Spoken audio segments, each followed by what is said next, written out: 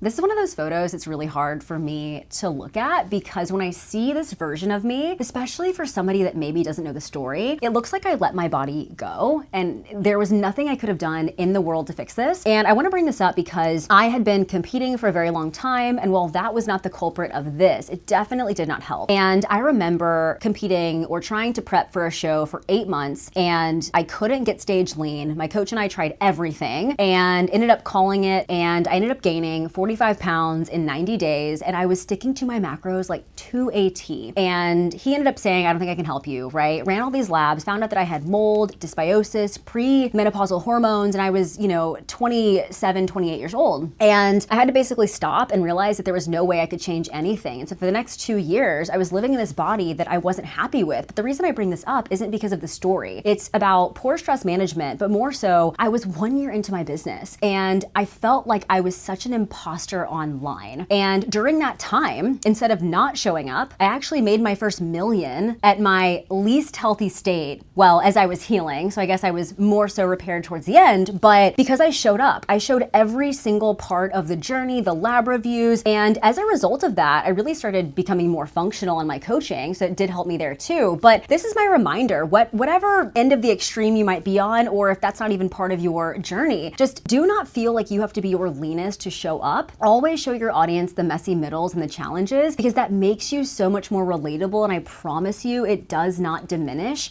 your qualification. All this to say, I am so grateful that I showed up during all of those moments, because that's helped so many of my clients get through challenging moments themselves and not feel alone. But I promise you, the more open you are about what you're navigating, the more relatable you're going to feel to your audience, and you are going to get more clients as a result of that.